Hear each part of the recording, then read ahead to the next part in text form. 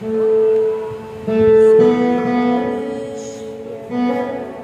natin makuha kasi nag-aano tayo. Sabi ko kay brother, nag-aano tayo. Wala nga.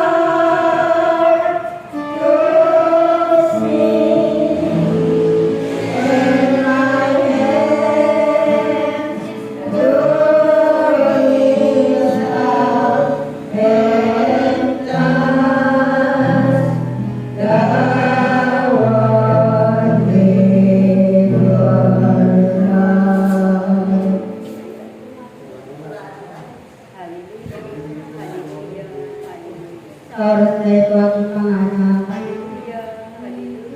Ipagahal ng mga ang kapayapaan sa isa't isa. Peace be with you. Peace, peace, peace. Hallelujah, hallelujah, hallelujah. Salamat sa aking mga anak Hallelujah, hallelujah. na nagpapahagi ng kapayapaan sa isa't isa.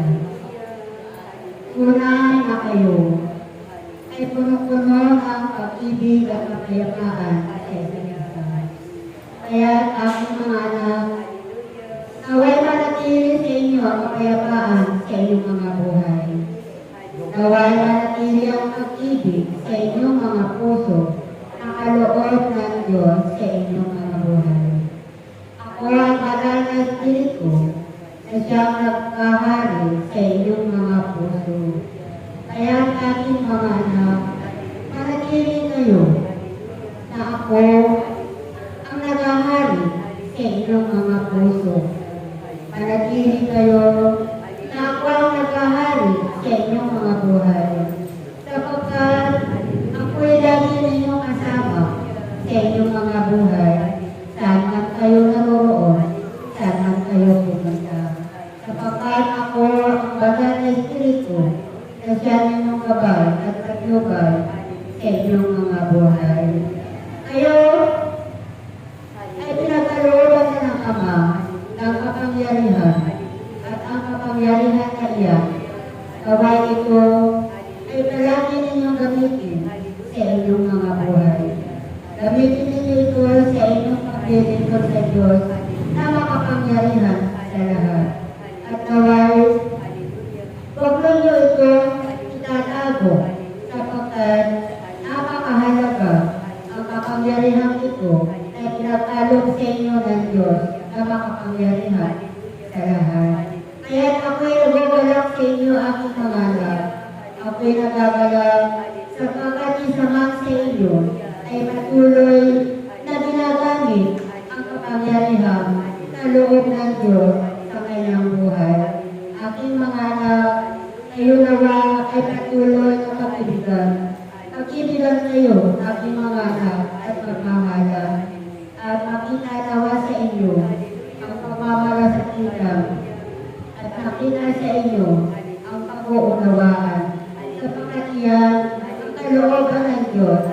kanyang mga lingkod na kanyang tinawag. Kaya kayo lahat aking mga anak, ay magkaroon lagi kayo ng pag-unawa sa isa't isa at magkaroon kayo ng kababaang loob sapagkat napakahalaga sa isang lingkod ng Diyos na magkaroon ng kababaang loob sa kanyang buhay.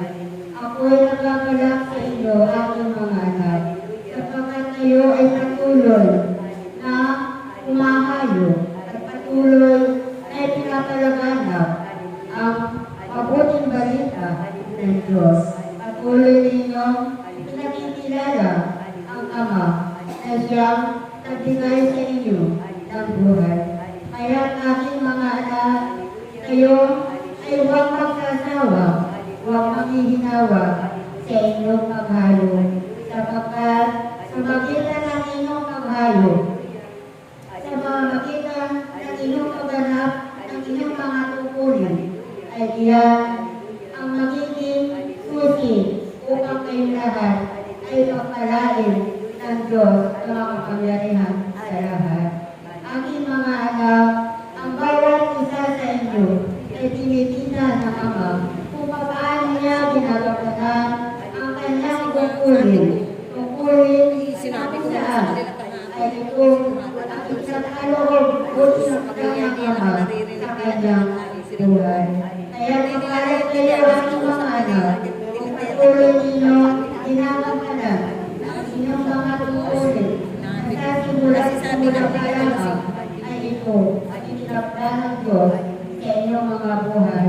Upang ito ay inyong kapanap. Ito ang tungkulin na pinagkaloob sa inyo ng Diyos na makapangyarihan sa lahat. Kaya aking mga anak, naway makatili kayong tapat sa Diyos na makapangyarihan sa lahat. At patuloy kayong sumunod sa kanyang kalooban. Manalig kayo aking mga anak at magtiwala sa Diyos na inyong pinaglilingkuran. Sapagkat ang Diyos ay tapat sa kanyang pangako. Ang Diyos ay hindi nagpapabaya sa kanyang mga lingkod na kanyang tinawag sa sanlibutan ito.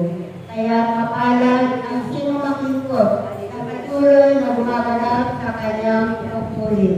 Sapagkat siya ay patuloy na palalakasin ng Diyos. Siya ay patuloy na pagagalingin ng Diyos. At siya ay patuloy na iingatan ng Diyos na makapangyarihan sa lahat. At ako'y nagpapasalamat sa inyo, aking mga anak, sapagkat wala isa man sa inyo na napapakaya ng kanyang tungkulin.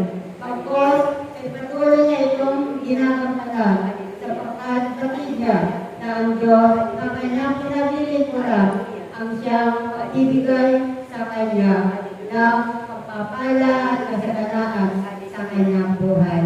Kaya salamat sa inyo, aking mga anak. Salamat at sa muli natin pag-inipan. Salamat sa inyo lahat.